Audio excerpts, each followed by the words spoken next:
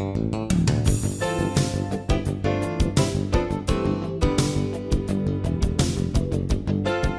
name is Charity Spike and I'm with the Chippewa Valley Regional Airport here in Eau Claire. We are just finishing up the second and final phase of our terminal development project. We started the project in January of 2009 and finished up our first phase in December of 2009. Then we started a second phase of the project again last fall and just finished up here in July of 2011. And the project was really multiple years in the making. The original building started the original part of the terminal building started in 1960. Then city and county added on. The building hadn't really had any major work done to it since 1980. Some of the items that we've done with this project were actually contemplated in 1980 when the building was done, but were never done as part of that project. So really some of these items people related to the airport started discussing 30 plus years ago, and they're just coming to fruition now. First phase of the terminal project was identified to really expand our secured hold room and provide space for the security equipment that happened as a result of 9/11. And when this building was built in the 80s, nobody identified that, or nobody could have possibly known that those events would happen and that we would need the space that we now need to provide for security regulations. So we were able to expand the secured waiting area to provide seating for current demand. Originally we had seating for 28 passengers, and now we have seating for over 100. Our smallest plane at the time was, when we started the project, had 34 seats, and we're now providing service with, on scheduled service with 50-seat jets. So the 28 seats really wasn't accommodating our needs then and really would not have accommodated our needs now.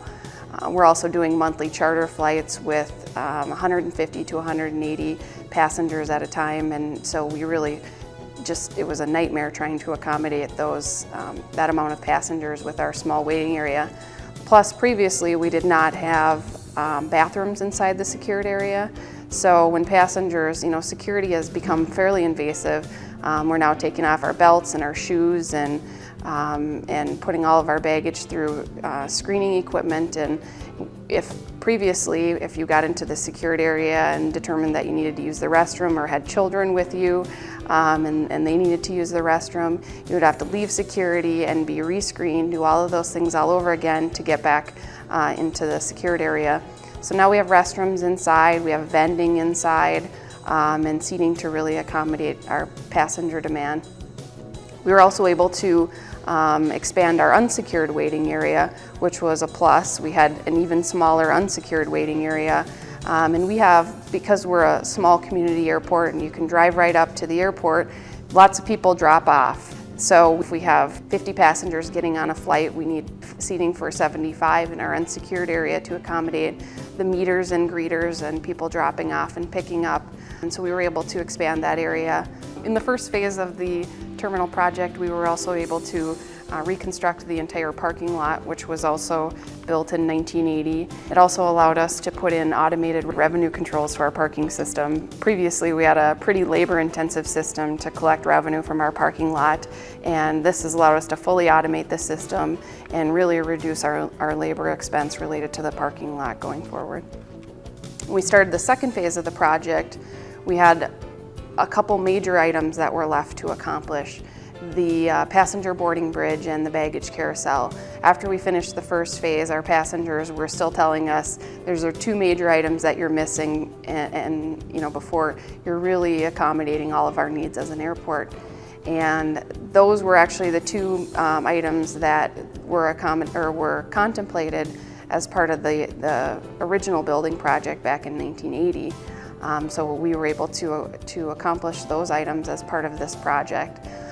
As a result of both phases of the project, we have completely renovated our heating and cooling systems, put in high efficiency lighting, and further increased our energy efficiency by replacing the entire building shell with insulated metal panel, replacing the roof on the entire building, and all those things that people maybe don't see are a huge plus to us as the building operator, because it decreases our operational expenses going forward.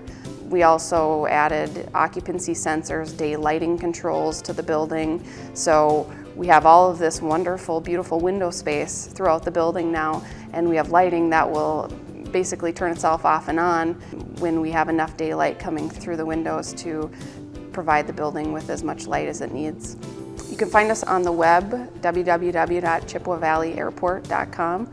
We're also on Facebook. If you're looking for weekly updates on the airport, that's the best place to go.